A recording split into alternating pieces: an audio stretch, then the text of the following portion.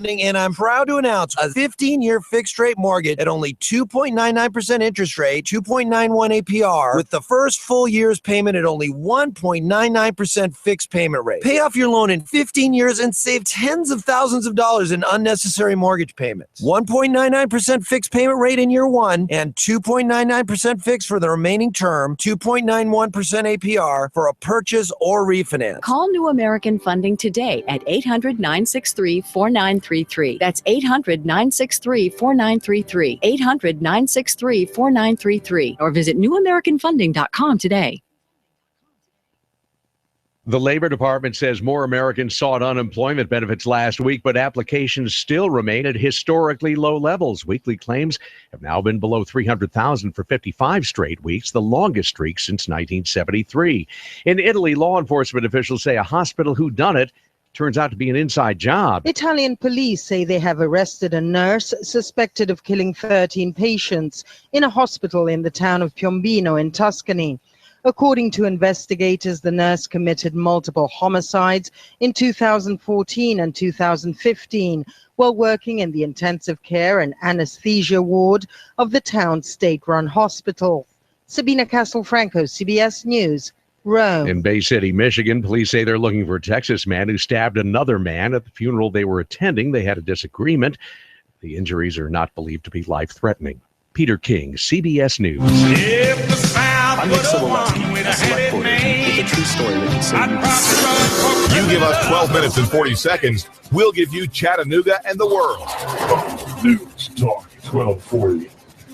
Areas of rain will gradually push off to the east through the afternoon. Highs into the lower 70s, a little break, and then by late this evening and tonight, another round of scattered showers and storms will roll in. Some of these could be quite strong. For Friday, drier, highs near 75, sunny and cooler for the weekend. Looking for a new career? Georgia Northwestern Technical College is where you need to be, featuring over 200 programs of study. Application and testing deadline for summer is April 18th. Visit gntc.edu. And I'm Source 12 Chief Meteorologist Patrick Prepper. On AM 1240, Hot News Talk Radio. You give us 12 minutes and 40 seconds, we'll give you Chattanooga and the world. News Talk 1240.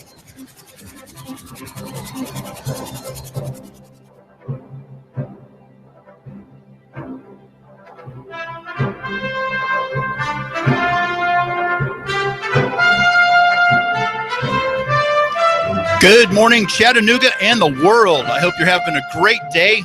It's a little bit rainy here in Chattanooga, but by the end of the day, we're going to have some severe stuff before it gets a little bit better, but we should have a fantastic weekend. My name's Duke Nukem. I'm the host of the Patriot Prepper Show. We're here to get you prepared.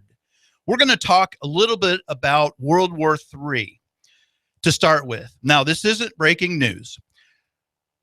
But would it surprise you if I told you that maybe that war has already started? You know, we tend to think of war in the old terms of how we fought them with tanks, infantry, bombers, with aircraft carriers. But the face of war has changed, and we see a lot of it on the news every day. We see some of it even in our politics and our discussions. We see what's going on with Donald Trump today with his comments on abortion. That's not what we need to focus on, folks. I know that's what the TV wants us to focus on. And this is probably, this thing with Donald Trump, this is probably what they're going to use to bring him down. We'll see what happens with that. We're going to talk a little bit in the second half hour. We're going to talk about fire. Fire is one of my favorite subjects. It's something we've not covered so far in the Patriot Prepper Show. It's got so many important uses. Your life really depends on it. So we're going to figure out some ways. We're going to talk about some ways of how to start fires. I brought some things in with me. We're not going to practice today, but I'll show you on the screen. If you're watching on YouTube, for those of you, if you are at your computer, even if you're at work, hopefully you're listening and watching at work. The show is broadcast on the radio, AM 1240 Hot News Talk Radio, but you can also find it on the TuneIn app. That's a great way to listen. If you're in your car, if you're driving anywhere in the States, you can always tune in to what we're talking about on the TuneIn app. And as I talked about, we're on YouTube. If you go to the Hot News Talk radio channel, we're live streaming. We're talking about this. It's going out live right now. You can look at my ugly mug on the TV or on your computer.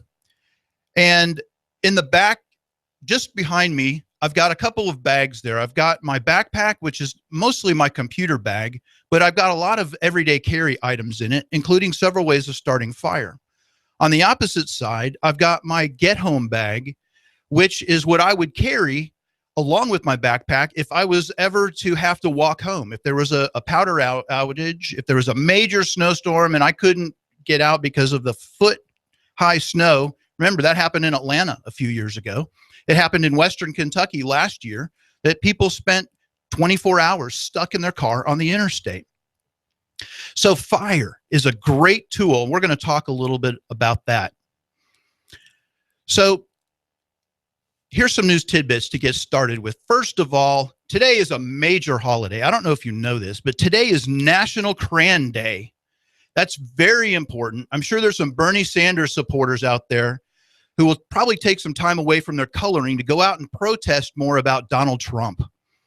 So, yep, put those crayons down, get out there and protest Bernie Sanders supporters. You love doing it anyway. I saw last night that some of these supporters aren't even eligible to vote. They're middle schoolers that their principals or their teachers have let out. They've excused them as long as they go protest Donald Trump. Way to go. I believe in America. I believe in you have the right to exercise your freedom of speech. But when you get extra credit and you're in middle school, I don't know about that. I'd rather the kids stay in school, but maybe that's part of the modern Common Core curriculum. You've got to get some credits for protesting out there. Today's Thursday. Every Thursday at the store, P5 Preparedness, we have our network meeting. It's 6:45 to 9 o'clock. Usually when we have rain, we have a few extra seats available. Some of our more regulars don't show up, but that'll give the newcomers an opportunity. We have weather radios at the store. We have radars that we can bring up. We have the smartphone apps that give us weather warnings. So come by the store. Check us out. We'll be there. The store is located on East Brainerd Road between I-75. You take exit 3A onto East Brainerd Road. Go up the hill. We're on the right. We're before you get to Gun Barrel. So we're on East Brainerd Road. You'll see the big Army deuce-and-a-half truck parked out front. It's got P5 preparedness signs on it. So come check us out. We've got a lot of things that we can help you with. A lot of times people come by just to run ideas by us. Yes, we're a retail store, but we're here to help you. We want to help get you prepared, and that's why we do the radio show. The radio show is to help you, America, get ready for disasters. World War III would certainly be a disaster, but war has changed. You know, if you think back to World War II, we sent thousands of bombers from Britain over to mostly to Germany, but it was also to Paris, it was France, it was other places where we were carpet bombing. These thousands of bombers were dropping thousands of tons, millions of tons on bombs and destroying entire cities. We sent thousands of tanks, tens of thousands of tanks through Europe from when they landed at Normandy and other places, and they drove the Nazis back east. The Soviets were coming in from the West with more tanks, with more guns. Well, that's not what warfare is like anymore. Even most recently, even up through the Iraq war that, I don't know, was around 2008, we were still using tanks and bombers and infantry. But we've seen how warfare has changed quite dramatically. You may not have recognized that it was actually like war, real international world war, because it's on different terms. We conduct war differently than we used to. But like I said, you see it every day. You see it through these bombings in Paris and Brussels and other places. You've seen it through some of these mass shootings that we've had here in the United States. If you remember, it was a nice young Muslim man, college degreed, right here in Chattanooga, homegrown. He was a person that attended the mosque right here in Chattanooga, and he killed 5 people because he was radicalized through the contacts he made, first in his local mosque, and then by traveling overseas. So if you look at all of these they call them immigrants or refugees that are pounding Europe right now. You can't think of these folks just as harmless refugees looking for a place to eat. If these were just harmless refugees, why aren't the Muslim nations taking them in? How many people has Qatar taken in? Qatar is one of the keys in the Middle East because we have our Navy based there. We have a lot of our foreign troops based there. Qatar has taken in 0 refugees. Saudi Arabia, 0 refugees. There are other countries out there. Yemen, that's a pretty rich country. Iraq, hey, a lot of these people are coming from northern Iraq, but yet Iraq has taken in 0 refugees. Iran, 0 refugees. Turkey, tens of thousands of refugees. Turkey is a member of NATO. Turkey is 99% Muslim. But yet, what they're doing, that's kind of like Turkey. If you think about your yard, Turkey's the fence. They've just opened the gate and they've let tens of thousands, perhaps hundreds of thousands of refugees into Europe, into the European Union. There are no borders between France and England, between France and Spain, between Turkey and the nations that they border. I don't have a map, so I'm sorry. I don't know what Turkey borders. But the point is that that's a silent invasion. These Muslims are going into these countries and they don't assimilate. They don't become part of the culture. They don't learn English. Look at our Mexican friends that come up and they may take manual labor type jobs, but they work hard to learn English. If you hire a Mexican yard crew, maybe I'm being stereotypical here, but if you hire a Mexican lawn service, it may just be the manager that speaks English the first time you meet them. But give them a year, every person on that crew is going to learn English because they want to blend in. They want to fit in. They want to be a part of our society. The Muslims don't. They want to stick to themselves. And so, mainstream media doesn't cover the amount of refugees that are coming into this country on buses. They're busing them across the southern border from Mexico. These are government contracted buses. They take these folks who've not been screened. They take them into the greater Midwest, Nebraska, Oklahoma, Iowa. They take them into places like that and they drop them off. They give them, I don't know, I hear the reports, I've not seen officially, but they give them medical benefits. They give them the EBT cards. They take care of the refugees that are coming into this country. They don't do that for our veterans.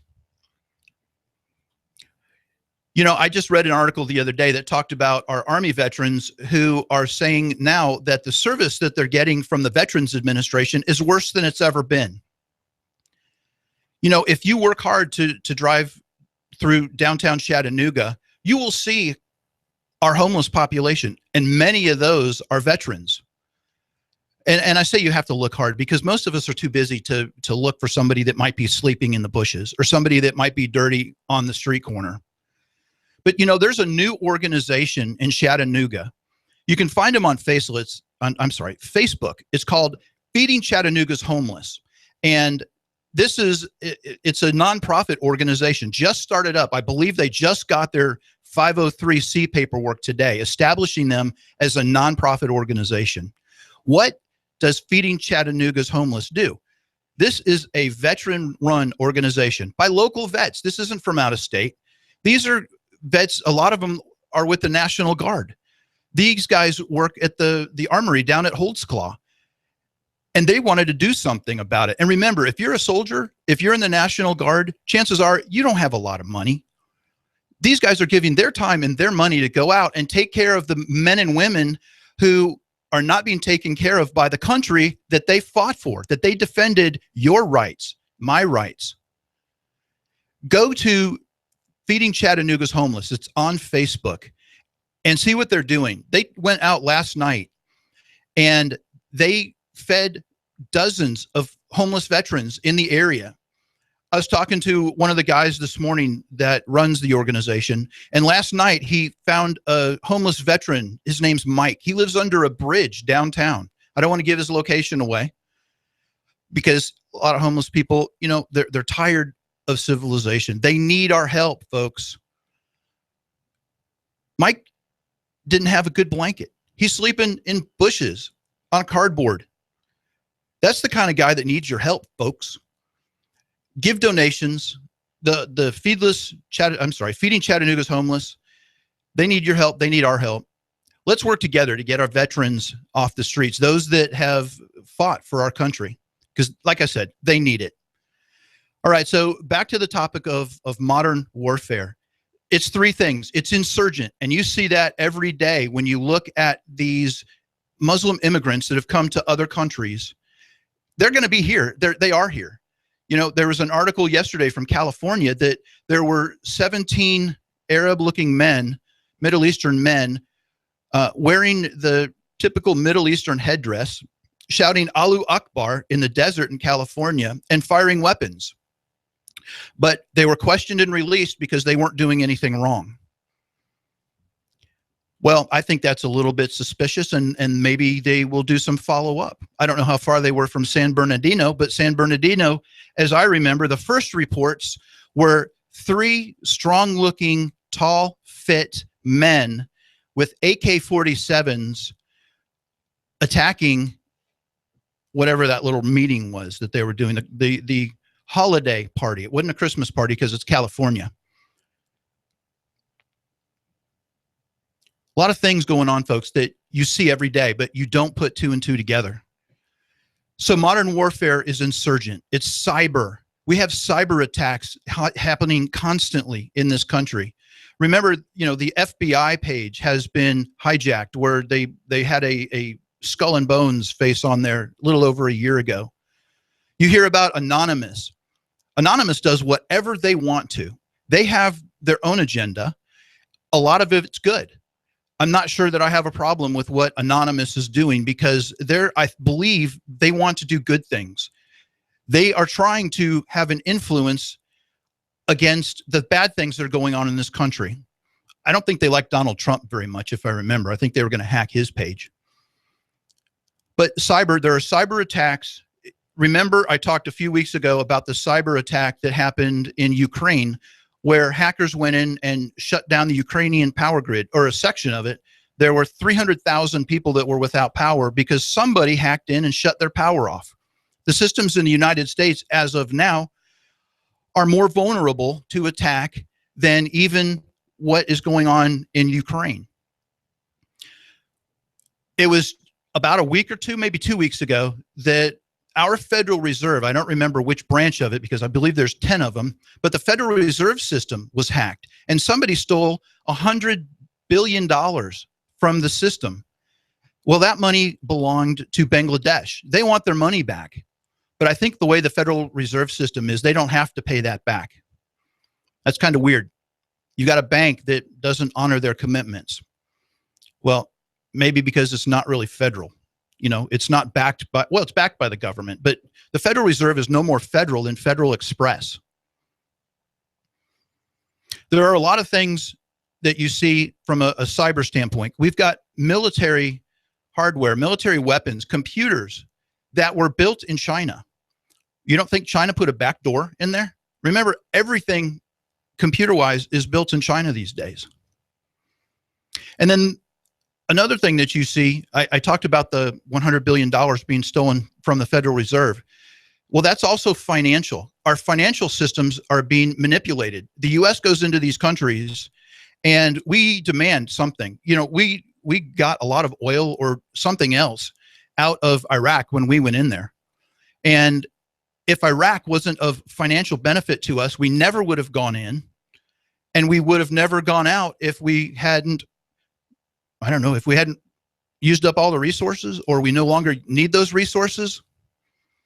It could be because our president is a Muslim sympathizer and just thought that the war was wrong. But then again, he's sending more troops back in now. So maybe there's something more to it that's going on. But the manipulation of the financial system, if you look at our stock market, it's up, it's down, it's left, it's right. Our interest rates have been at or near zero for what, about 7 years now? That's unheard of. We say that unemployment is around 5 or 6%, but yet there's figures out there that show 23 million capable working-aged Americans. That's age 25 to 54. They say that 23% of that workforce is not in the workforce. Where are the jobs? We don't have any jobs coming in. That's the financial aspect of it. The financial crash of 2008 severely damaged the middle class. Well, the next financial crash is probably going to wipe out the middle class altogether. So, financial, what are you doing to take care of yourself? You know, there are other things. If there's a guy named Harry Dent, not Harvey Dent from the Batman movies. Harry Dent is a very well-respected financial forecaster, and he's given a dire warning of a massive crash that'll wipe out 12,000 points from the Dow Jones by late 2017. He's staked his reputation on it. This guy, he's 65 years old. He's been doing this for over 40 years. He is staking his reputation on a financial collapse coming in the next 18 months. This will put the Dow Jones down to 5,000. So that's going to wipe out 2/3 of the money that's in the stock market. What's that going to do to you? What's that going to do to the companies that you work for that are publicly traded? If you work for a big corporation that's traded on the stock market, or their goods are sold internationally, how's your job? How do you know your job's going to be there? How do you know you have financial security? One of the things that we talk about at P5 Preparedness is being prepared. You know, I think I used this last week, but I thought it was funny, so I'm going to say it again. 1976, I watched the greatest male athlete of all time, in my opinion. It was one of the reasons that I got into track and field, and I wanted to be a great Olympian. Bruce Jenner won the decathlon. If you had told me that 40 years later he'd be a woman, anything is possible. If that can happen, we can have financial collapse in the United States. So get some skills, get some things put back. You know, just because the economy collapses, it doesn't mean the end of the world. It doesn't mean the world's going to split in half. We're all going to float up into space. What it means is it ends as we know it, but it's going to go on. Life is going to go on, but it's going to be a lot harder, especially if you're not prepared. So come to P5 Preparedness. Talk to Keith, talk to Seth, talk to me. Let us get you prepared for what's coming. Let us show you how to use a Sawyer water filter, or how much Mountain House food that you need to put back. Let us help you fill your Eberly stock backpack with what you need to get home, or if you have to bug out. P5 Preparedness is located on East Brainerd Road between I-75 and Gun Barrel. You can call us at 602-2175. Visit our website, p5preparedness.com. Follow us on Twitter or Facebook, P5 Preparedness. Check out the YouTube channel. You need to subscribe to that. We've got a lot of good videos coming. When we come back, we're going to talk about fire.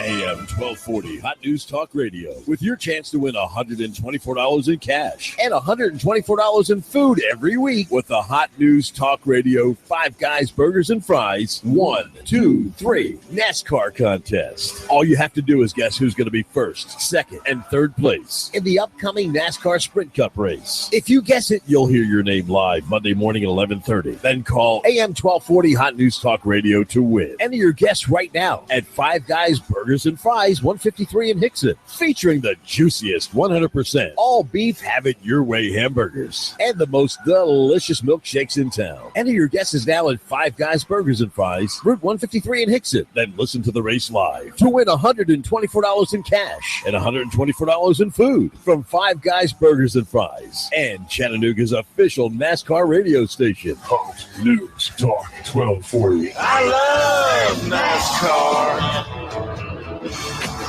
Sign up today.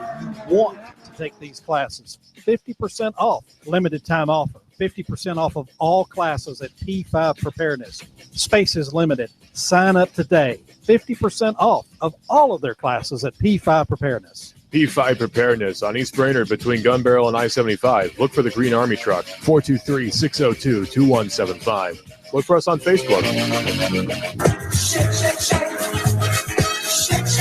Shake, shake, shake, shake it at Five Guys Burgers and Fries. The most delicious and unique milkshakes. How about this for delicious and different? Add freshly cooked bacon to any milkshake. Is that even legal? You bet your milkshake and booty it is. Chocolate caramel bacon shake. Coffee caramel shake. All hand blended. Shake, shake, shake it. Down at Five Guys Burgers and Fries. Just about any flavor shake that you can imagine. And they are delicious. Get your shake, shake, shake on at Five Guys Burgers and Fries. Five Guys Burgers and Fries, located in Hickson at North Point. Gun Barrel at the Walmart Center. Downtown 4th and Broad. And in Cleveland at Keith and Stewart. You give us 12 minutes and 40 seconds, we'll give you Chattanooga and the world. News Talk 1240. AM 1240 Hot News Talk Radio with your Hot News Now update. The Tennessee Senate has killed a legislative proposal which would allow communities to hold elections in order to reverse annexations by cities. This would allow smaller communities to essentially become not a part of a city anymore. The mayors of Memphis, Knoxville, and Chattanooga urge lawmakers not to adopt the bill, arguing that de-annexation could end up with shrinking for the size of their cities. I-75 in Cartersville has been shut down this morning after a body was discovered on the side of the road. The female body has not been identified. It's not known what the circumstances were surrounding how it arrived on the side of the interstate or what the cause of death is. The CPD has arrested several teenagers following an incident that involved a gun and a fight at the Pinstrikes in Chattanooga. The gun seen in the video has not been located. Police believe it's been passed around to hide it. They're looking for a handful of teens who might know where it is located. They've also stepped up patrols around Pinstrikes for security reasons.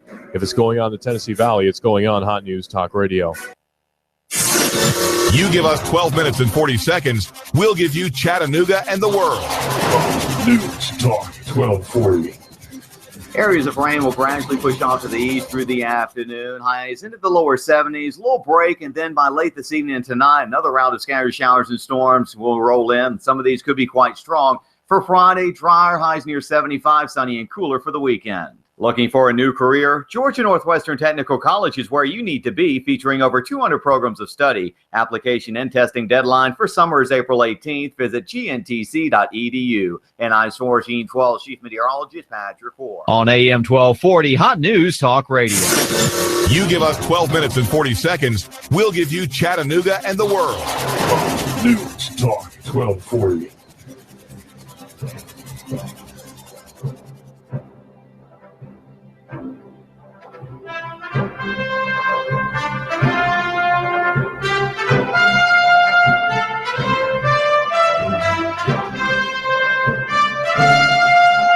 We talked a little bit, actually we talked a lot in the first segment about what war looks like these days. It's no longer tanks and bombers or aircraft carriers. It's no longer storming the beach. It's more subtle than that. Right now, it's more subtle than that. Right now, it is insurgents that a lot of it we see every day on TV through the migrant invasion, the refugee invasion. We also see it in the news through cyber attacks. Those don't get a lot of attention, but you need to pay attention to it. Look at the things that they're doing. If it can happen overseas, it can happen here. It's just a matter of time.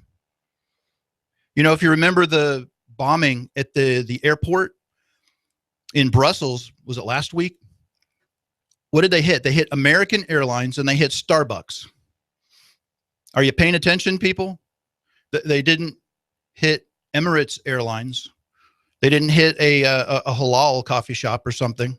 They hit us. They just did it overseas.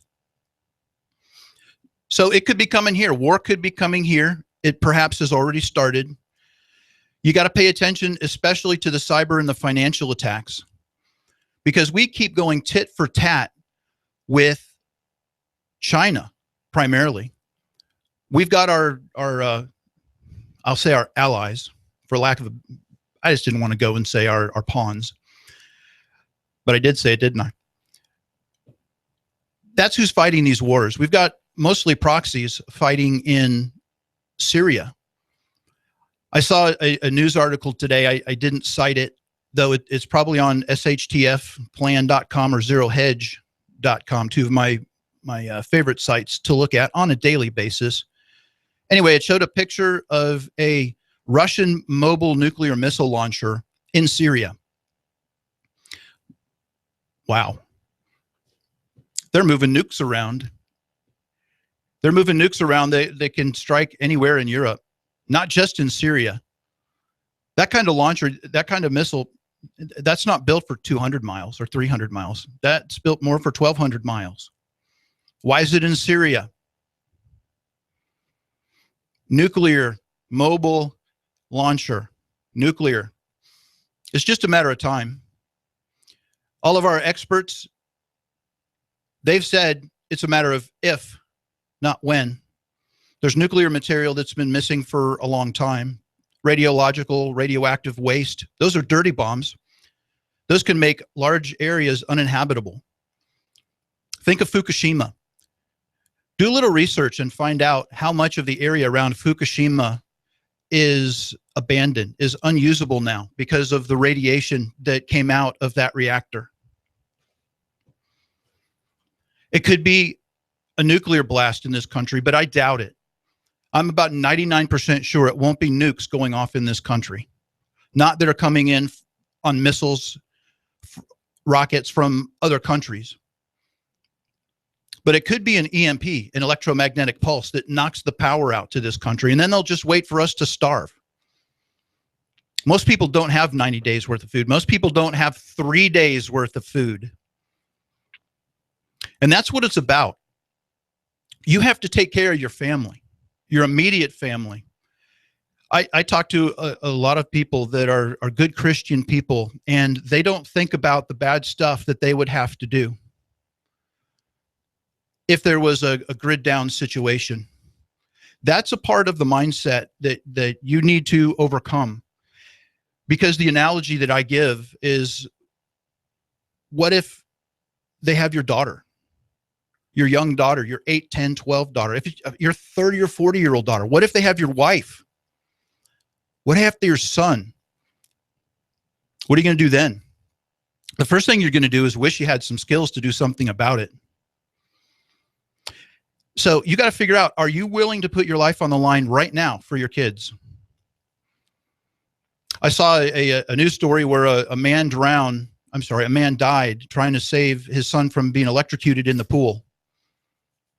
I didn't read the whole news story, so I don't know the exact circumstances other than that the father died trying to save his son. My point is that most people will die trying to save their son or daughter in any situation.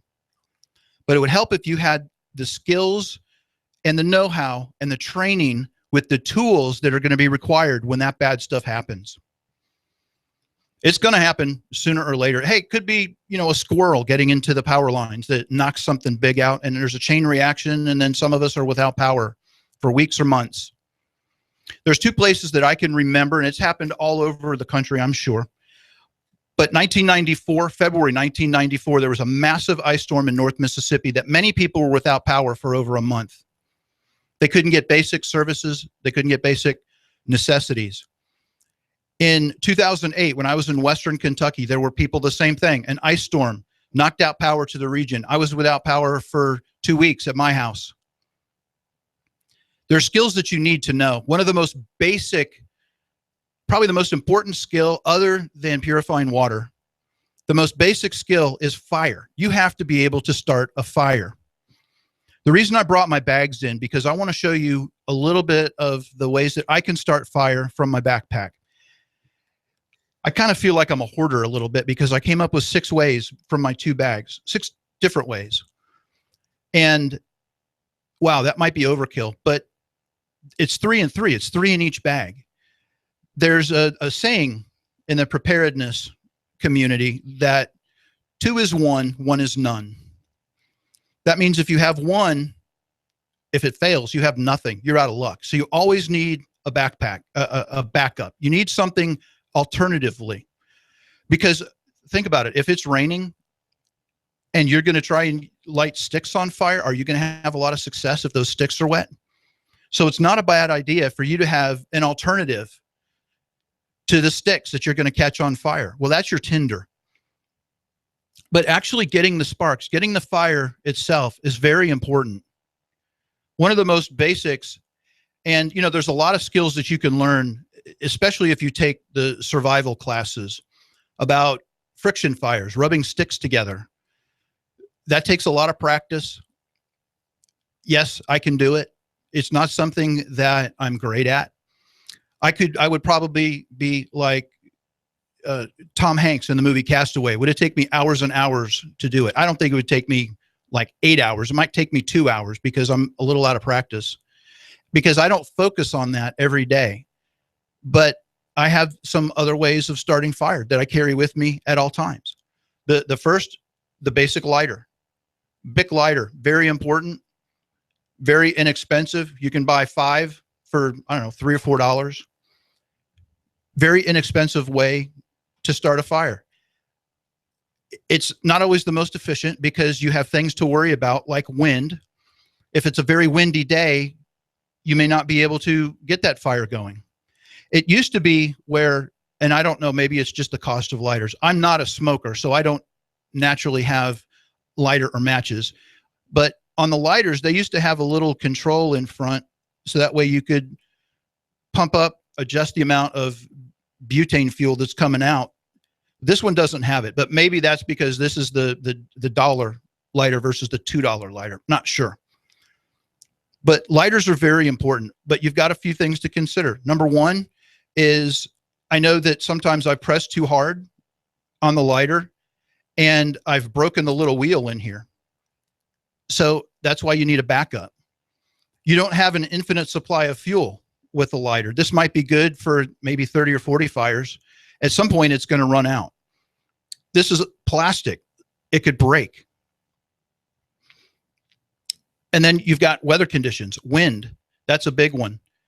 If the material you're trying to light is wet, be it toilet paper, sticks, lint from the dryer, there's a number of things that you can use. So you've got some limitations with the lighter. We're going to go through my everyday pack, first of all. Well, actually not. We're going to go through my my get-home bag. That's the tan one that you see behind me. So I've got a lighter in there. This is one of my favorite starters right here. And I'm showing people on the camera. If you are just listening, you're not seeing, I'm holding up a magnesium block. It's about 2.5 inches long by about 1/4 inch wide by 1 inch. It's made of magnesium, and not all magnesium is the same, folks. So you need to get one that's a quality, not just one that's stamped made in China. This is a Doan. This is made in the United States. Very good, very good. So this comes with the magnesium, and what you do is you take a knife. If you have a knife, not everybody carries a knife. I was looking at my bag. This is a knife that I have. This is a Gerber. It's one of the less expensive Gerber knives that I have. But I use this one just for fires, just for my magnesium block. As I said, I felt like a kind of a hoarder because I had 6 different ways of starting fire. I also had about 6 knives, between pocket knives, fixed blade knives, bushcraft knives, folding knives, things like that. But the point is that I may not be the only person that's in my party. So I want to give some of my supplies to other people so that way they at least have some minimum protection. Or you divide out those items, it's less weight on me, but it also helps with protection for them. So this magnesium block, there's really 2 parts. What you do, you take the knife, you scrape off the magnesium into small strips. You don't want it to be flakes. You don't want to be powder like salt. You want it to be little strips about 1/2 inch long if you can get them that long. And then there's 2 other parts to this. You've got the ferrocerium rod, which is right here. And then you have a striker. In this case, you've got part of a hacksaw blade. This is very strong steel. You take it off the little chain. That's made so it doesn't come apart so you don't lose it. Once you get your little block, your little pile of magnesium, you drag the hacksaw blade on the ferrocerium rod and you get a tremendous amount of sparks. It's important that you keep the end of the ferrocerium rod, to your pile of magnesium, so that way the hot sparks are going directly into that magnesium. Magnesium burns extremely hot, but there's a key. You have to have your tinder bundle ready to go into that hot fire, because once that magnesium catches, it's going to go in about 3 or 4 seconds. So you got to get your tinder bundle ready to go on there. I also have a bigger stick of magnesium. This is one that I bought at a show, and it's a piece of crap, to be honest with you, because it had a ferrocerium rod. You can see the groove where it used to be, but it broke off. So this is basically more magnesium for me to use for starting fires. With this, I'm just going to get the magnesium. I'm not going to get the spark. One other thing that I have in my everyday kit, this is going to be kind of hard to see, but if you look through the camera, what I'm holding up is a wallet card of a Fresnel lens. A Fresnel lens, if you think about the old overhead projectors, that's what I had in school. They had them for presentations. They have them in the business place. Well, what this does, this is, as I said, it's a wallet card. You can see by the distortion of the Hot News Talk radio sign that's behind me.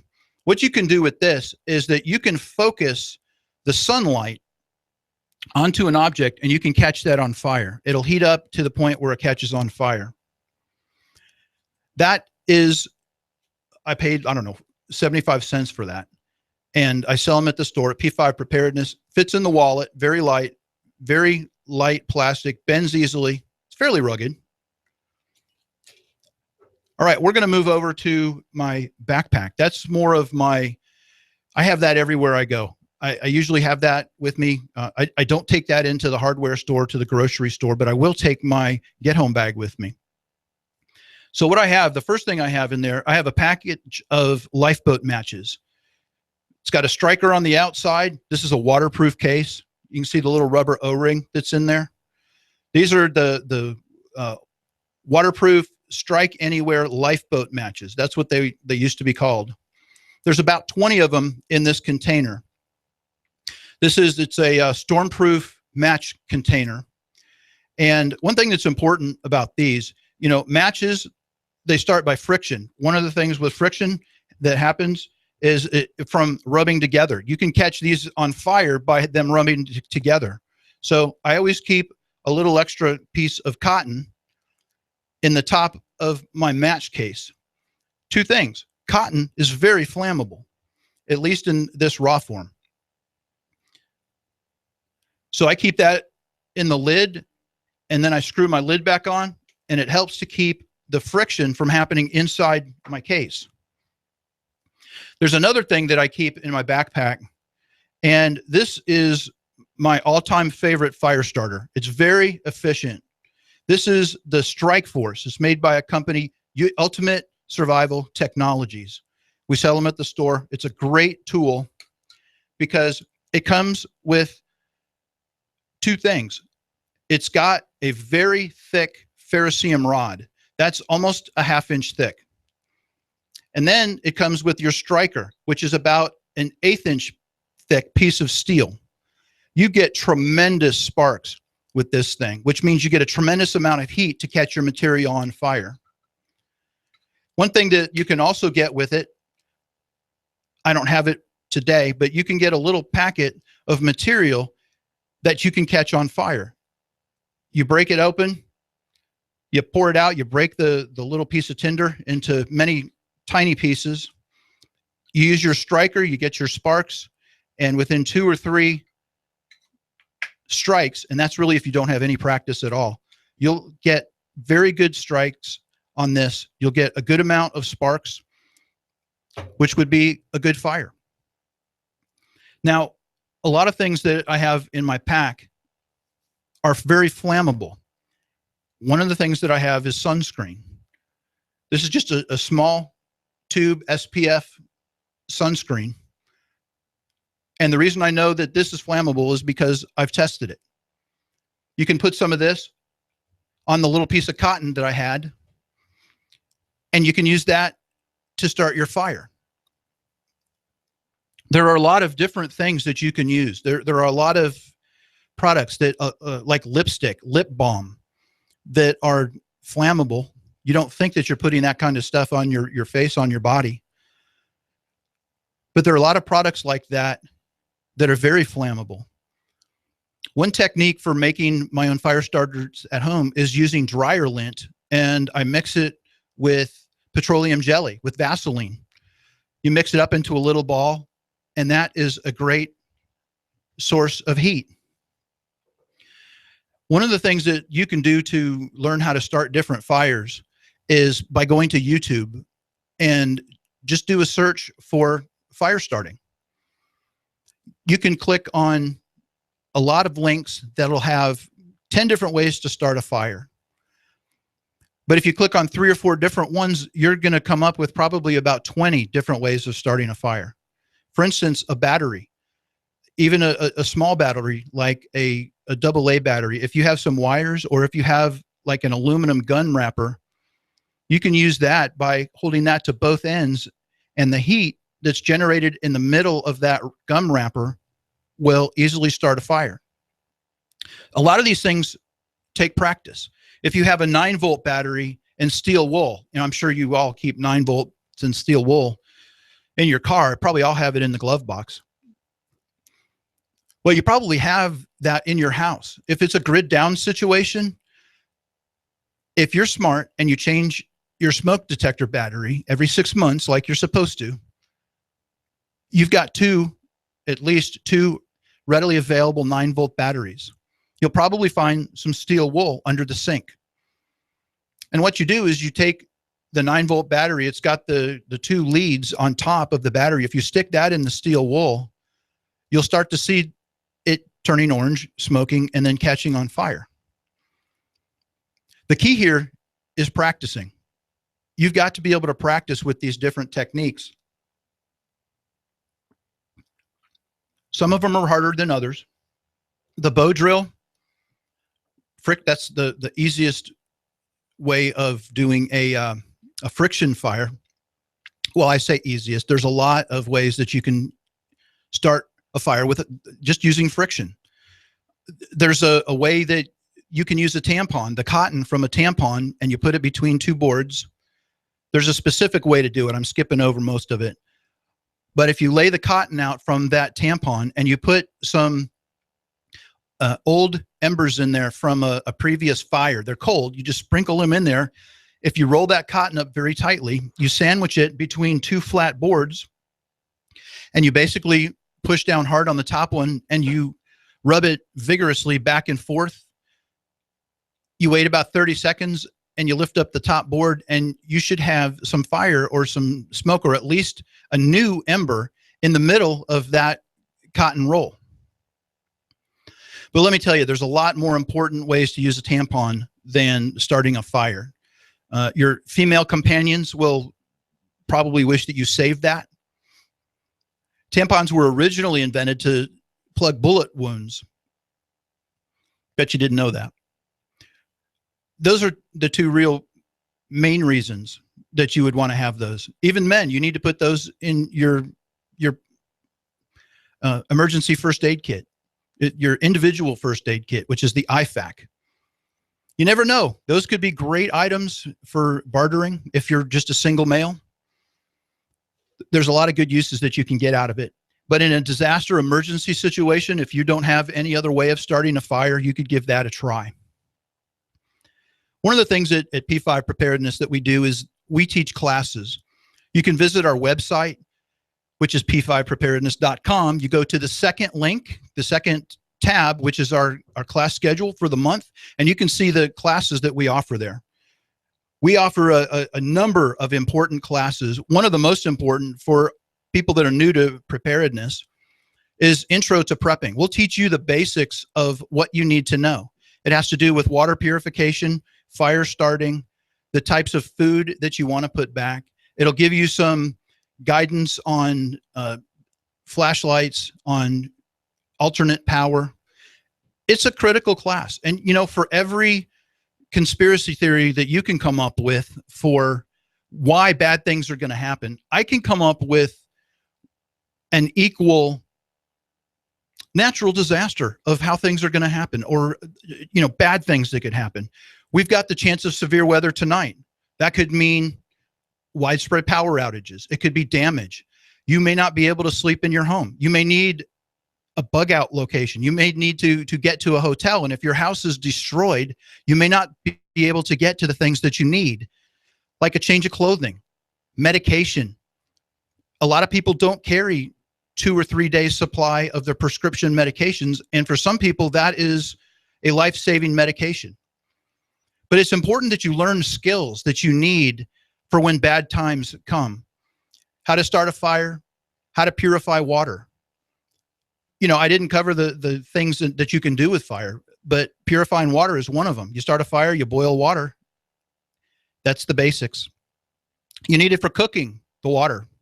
You need the pure water for cooking, cleaning, sanitation, hygiene.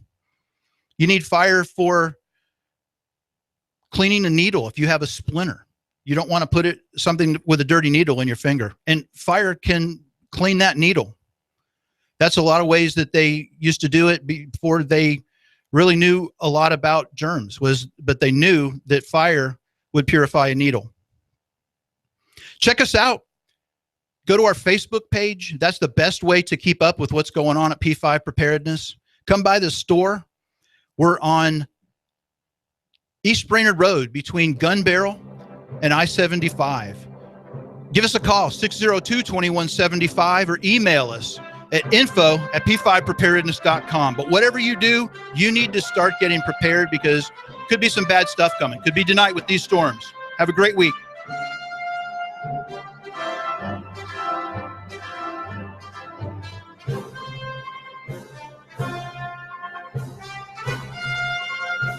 Areas of rain will gradually push on to the east through the afternoon. Highs into the lower 70s, little break, and then by late